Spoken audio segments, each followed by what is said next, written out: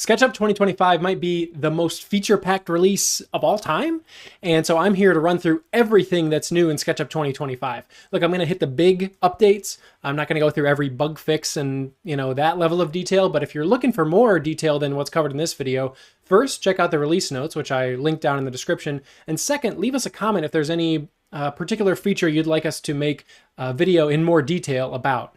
And that's it. There's a lot to cover, so let's get into it. First is environments, one of the big visualization change you'll notice in SketchUp 2025. So I'll go to Window Environments here. So environments are two things. One, a 360-degree photograph that is kind of a sky dome around your model. So it's like a full panorama. And then environments also, with image-based lighting, or IBL, control the look of materials in your model. So as I flip between, you'll notice it change. And then the real magic is when you rotate that sky dome. When you rotate that, oh yeah, dial it in to the exact look you're going for. That's pretty. That is pretty. So there's a number of environments that ship with SketchUp that you can choose from. And if you don't have the exact right one you're looking for, you can always import your own HDR or EXR files. And yeah, get your model to look just like you want it right in here. So yeah, the first big change in SketchUp 2025 is environments, and they pair well with Photoreal Materials. So I'll go to Face Style, Photoreal Materials, and yep. This is what your SketchUp models will look like now. Isn't that awesome? Photoreal Materials use physically based rendering properties, or PBR. So in the material picker, this will look a little bit different on Windows, but the new materials you can see have this cube preview. The old materials just look like a square. But when I edit one of these materials, you can see this is at the top where the texture goes, the traditional SketchUp texture, and then there's industry standard maps, or kind of references to image files for different properties that the renderer will use to change how materials react to those environments. So there's metalness, roughness, normal, ambient occlusion, and all the materials that come with SketchUp have those maps already pre-applied. So here, I'll get out of this, and you can see a number of different stone materials for my countertop here. But the 3D warehouse also has extra materials that you can go to find the exact right one you're looking for. And they have, like I said, already pre-made, have those maps in, so you don't have to go adding them. If you want to, of course, like always, you can add your own materials and you can add your own maps if you have kind of a PBR workflow that you already work with. But Matt, what if I don't have a PBR workflow already? Hey, that's where Generate Textures comes in. So you can see this texture on the bottom here, this tile, doesn't have those nice reflections of the environment. It doesn't really tile well either. So that's kind of frustrating. But when I edit this material, you'll notice this little AI-powered pixie dust icon. That's Generate Textures. So I'll click on that, and you can learn more if you want, or I'll just hit continue here. And I'll play this in real time, no funny business. You'll see how long this takes. It's pretty quick. So what's happening here is SketchUp is uploading the texture, and then AI is kind of interpreting it and doing two things: tiling it seamlessly, which is much faster than the previous way of doing this, and then also generating the relevant maps for your material. And look at that. Look, it's AI, so it's not 100% perfect on the first try, but you can always dial in these maps to get it to look exactly like I want my tile. So maybe I'll pull this ambient occlusion down a little bit, and maybe change the roughness up a little bit. And we'll have videos on what all these properties do. But hey, that is a much better looking texture, and just in one click. That's AI one-click magic, baby. If you think you're going to use this or think this is cool, hey, drop us a thumbs up down below. All right, next up, I'll go over to Windows for our Trimble Connect updates. So the Trimble Connect cloud workflow is much improved. So now you can import right from Trimble Connect. I'll add in some construction equipment here. So a crane. And then what I'm going to do is save out to Trimble Connect, so I can edit this for this particular rebar equipment construction logistics scene here. So I'll save it out. I'll flip over to my Mac counterpart here, who opens from Trimble Connect. I'll navigate to that file. And then through the magic of editing, I'll add in these extra construction equipment pieces here. And then now save this back to Trimble Connect. We'll get to that Purge Unused reminder later. And so that kind of overwrites that file. And then now back on Windows, I'll reload from Trimble Connect and select my rebar equipment. And that's a streamlined cloud workflow using the new updates to Trimble Connect. Staying in this construction model, I'll talk about apply tags to scenes. So I have all these scenes set up in my, my model here.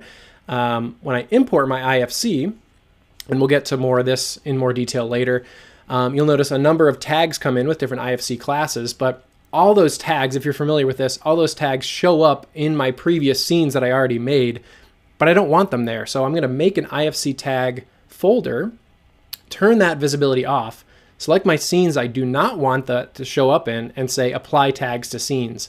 And then now my scene that I want that IFC showing in, it's there, and the scenes that I do not want it in, it is not there. So if this is kind of the workflow that you've done in the past, you'll know that this is a huge improvement. Extension Migrator. So when you do first install SketchUp, if you've done it in the past, hey, this is the first time we've seen TomTom. Hey, TomTom. He's the new scale figure, legendary extension developer and Trimble team member. But when you install SketchUp fresh, you know that in the past, the extensions, like from TomTom, have not ported over automatically, which is kind of annoying to go one by one and add the extensions that you use. So we've added this new functionality for migrating extensions. So you can notice that this fresh install, no extensions here. So I'll go to the extension warehouse. And if you search for extension migrator, and download that and install it, then you'll get this little pop-up. Would you like to migrate extensions? An older SketchUp installation was found. Yes, please. Let's do it. So you'll be able to choose from a previous install to see which extensions from which version you'd like to import or migrate, I should say. You can choose, you can check which extensions you want to migrate and which ones you don't. Let's just get them all. Migrate these. And again, I'm not going to, no funny business here. I'll play this in real time. So it is really quick. It doesn't matter where you found these extensions at, whether it's in the extension warehouse or elsewhere. It will just take them from your previous, the folder of your previous install and bring them right in. So one by one, it'll go through here and port it over, install those extensions. And you do have to restart for that to show up. So I'll restart. So give me a second here. And yeah, you can see all these toolbars. I'll put them exactly where I want them. But that is a real time saver, and I can get right to work now that my extensions are automatically brought over and I don't have to go in one by one. So yeah, in the extension manager, you can see all those are in here, including all my TomTom extensions. So yeah, thanks TomTom for all the extensions, and that's Extension Migrator. Next up is the Purge Unused reminder. With the new environments and materials, it can be really fun to see what your model looks like in different lighting conditions. But if you've used SketchUp before, you know that all this information is stored in your model, and especially these image files can be pretty large. So if they're unused, you don't really want to have those sitting around in your model and slow it down. So all users of SketchUp will now see that when you go to save, you'll be prompted to purge unused, unused components, environments, etc. So in order to get that information out, it'll just kind of prompt you to keep your model nice and streamlined and working quick. You'll notice these environments disappear after I purge. And this is the same purge as if you were to go to model info, statistics, and purge unused. So it's the same purge as you're used to. You can always undo if you purged by accident. And I know a lot of people out there use like a templated workflow where you have, preloaded scenes or tags or something that you don't want to purge automatically every time. There is an option to turn that purge reminder off. So if I go into the preferences here and under general, ask to purge all on save, I can turn that off. And then now the functionality will be the same when I save as previously. That information is still all stored in the model. So if you do have stuff that you don't want to purge, that is a good way to go about it. I would recommend keeping this on because it's always good to have a nice clean model that is optimized and works efficiently. So that's the purge unused reminder. Modeling tool improvements. There's been some updates to some of the core modeling tools in SketchUp. So I'll start with the rotate tool here, and you'll notice you can now pre-pick objects with the rotate tool. And then there's these rotation grips that you're familiar with from the move tool, these little red plus signs that you can use to rotate around the center of a group or component. And then using this toggle modifier, I'm on Mac, so it's Command, I can cycle through the type of control points that the rotate tool can use for your center of rotation. So I'll rotate this into place. And then another update is to snaps. So snaps are custom control points in SketchUp. I'll enter this component here and right click and say add snaps. And the previous functionality was that this snap plane would snap to any face in your model. Now it snaps to the difference between two faces. So I have these two vertical faces here, and in between I can snap to kind of the difference between those two faces. So I'll add a snap here, and on this other corner, there we go. And then now when I make a copy of this little stool here with the stamp modifier, I can use those snaps to click right into place at the difference between those two faces. And another tool that got some updates is the text tool. So if you're familiar with the text tool previously, you could add a leader to a face and it would tell you the area of that face. Now the functionality is that will automatically update as the area of the face changes. So this is like auto text in SketchUp. I'll make these rooms a little bit bigger too. And then another update is to the arc tool. So this was something that was always in SketchUp, but is a little more easy to find. So when I go to the arc tool here and hover over a corner, you'll notice this kind of magenta, not inference, but a notification that if I double click on here, that will round that edge. And this works on interior edges too. So as long as I'm on the face, I can't be off, but if I'm on the face and double click here, that will round that. And then you can see that if I double click again, it will remove that and go back to just two edges. Pretty cool. Core modeling tool improvements. Now back over to Windows for some interoperability improvements. So there have been big changes to updates of importing and exporting IFC and importing Revit. So I'll go to this Revit file here and import it. Again, I'll let this go real time so you can see what's happening here. But there's updates to the Revit importer where you can choose a 3D view that will only import geometry. I'll go to this import view, and it'll only import geometry that's visible in that view. So you're not bringing in any extra geometry or information that is going to that you're not going to use or need and is going to slow down your model. So this makes the Revit import process much cleaner and easier. One thing too, when this does import, I'll show you there's updates to the hierarchy in the outliner. So the handling of data is improved. I can't cover everything in this video, so definitely check out the release notes for more details. So here you go, I get a notification on the results of the import. And then once I go to the outliner, you can see the hierarchy of this model. So that's really nice if you're importing Revit files as part of your workflow. And you can notice that of course, the tags are shown with different Revit entities. So yeah, go close to this model and you can see, there you go, you got your import, and the different pieces are all part of the hierarchy and information in there for your import.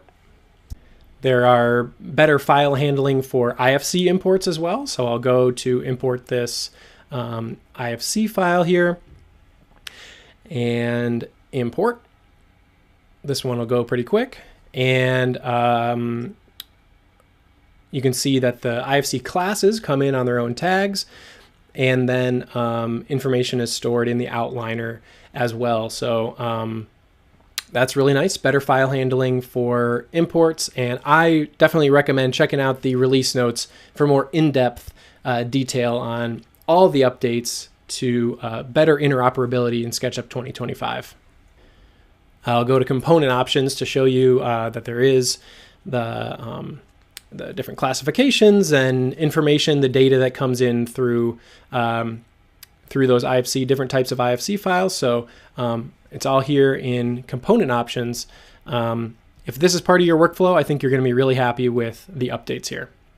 Staying on Windows, when you download and install SketchUp Studio on Windows, you'll notice that you can now check the box to install V-Ray for SketchUp immediately, because that is included as part of the Studio subscription. So once I hit install here, I'll speed this up. Nobody needs to see an install process, but you'll get this pop-up, download V-Ray, and then you'll go to the SketchUp website where it'll automatically download the V-Ray installer, and just kind of a quality of life, really easy improvement for getting V-Ray and getting you up and going in the rendering process with SketchUp Studio. So that's a big one. Style Builder end of life. So you'll notice when you install SketchUp that Style Builder is no longer included. The types of visualizations that people use to communicate the vision of their models has kind of changed and modernized since Style Builder was first conceptualized and implemented. But hey, we still love all the styles that you created with Style Builder. And there's a whole bunch of new visualization tools inside SketchUp that you can use to bring your vision to life. And now it's on to layout. There have been some great updates to layout with some core tools. And so I'll start with the Move tool here. Brings the functionality in to be similar to SketchUp. So now when I activate the Move tool and use the modifier key, I can cycle between make a copy and stamp. And I can also click, move, click. So I'll click here to start the move, the stamp operation. See, I'm hands-free. And then I can pan as I do that, and then make a stamp here and a stamp over here. And I will make these clipping masks. And so that's the Move tool. The Rotate tool also has functionality similar to SketchUp. So I'll click once to start my point of rotation, my axis, and then again to start that rotation, and then click a third time to get that in place.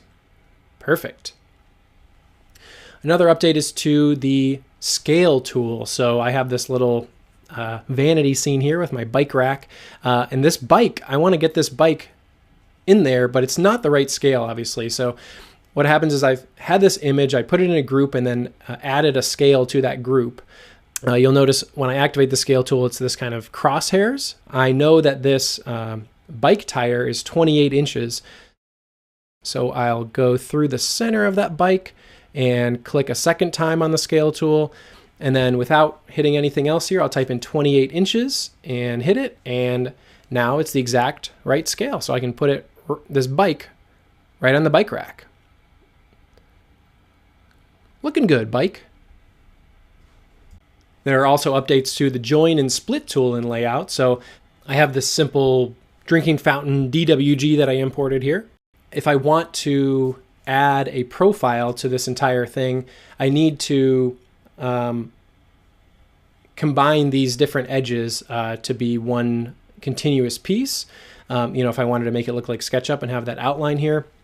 So the old way of doing the join tool would have to do one piece by piece, and the more complex your geometry is, the more this can kind of be annoying to do one by one. But now with a join tool, I'll just undo back, so those are all separate pieces again. I can zoom out and select everything that I want to join, minus these two little pieces, and then hit join, and all of that will be one continuous piece automatically. So that's really nice. And split kind of worked in a similar fashion before. So I would have to go and split each of these pieces one by one. But again, similar kind of thing where if I go back and that's all one piece, now if I just select that and hit split, all those pieces will be broken out into their component parts again. So that's a nice quality of life update. And it works also on more than one entity at once. So if I select all this stuff and hit join, these connected pieces are all joined together automatically. So that's really nice. Updates to the join and split tool in layout. Zoom window. You might have noticed me slip this in on the last piece. But when I hit Z and go into the zoom tool, you'll see that the icon has changed to this zoom window icon. So I can click once to start my window, click again to end my window, and then I'll zoom in exactly to that piece. I want to find more information about this text that is just gray boxes. But it also works well with P, which is automatically going back to full page. So you can really navigate really quick. I'm going to look at this information over here. Looks good to me. P, full page. There you go. And with all these new fun visualization updates in SketchUp, we wouldn't want to leave layout out of the fun too. So I'll zoom into the SketchUp viewport, and you'll notice in the SketchUp model panel under effects, I can control a number of things. One being ambient occlusion, so I can turn on ambient occlusion on and off right here in layout without having to go back to SketchUp and update that. You'll see the nice occluded shadows showing up here. And then also my environments will show up in layout here that I can change right in the SketchUp model panel. So flip between a couple different ones to get the right lighting. It's maybe a little pink. Maybe a little too green. Okay, this one's good, but kind of a spotlight here on the court. So let's change this rotation and kind of get this a little more natural looking. There we go. Yeah, so kind of editing stuff right here in layout to get your model looking exactly like you want in your SketchUp viewports, speeding up your work and taking full advantage of those new visualization properties. Exporting and printing from the Pages panel. So this is a nifty little update that just makes things a little more intuitive. I have a number of different pages on this simple layout doc here, but I can now select a certain number of pages that I want to export and just hit export. I'll back out of that, but so I can select just a single page, or I can select multiple and do it right here from the Pages panel without having to go to File, Export. So that's nice. I can do everything all at once from here. Just a nice little quality of life update for exporting and printing from the Pages panel. Okay, those are the big things. Like I said, check out the release notes for more detail on everything. And if there's anything that you want a full video on, just a dedicated deep dive, DDD, that's what we call it here, video on any particular piece of this new release, let us know in the comments down below, please. And that's all I have for you today. So take it easy.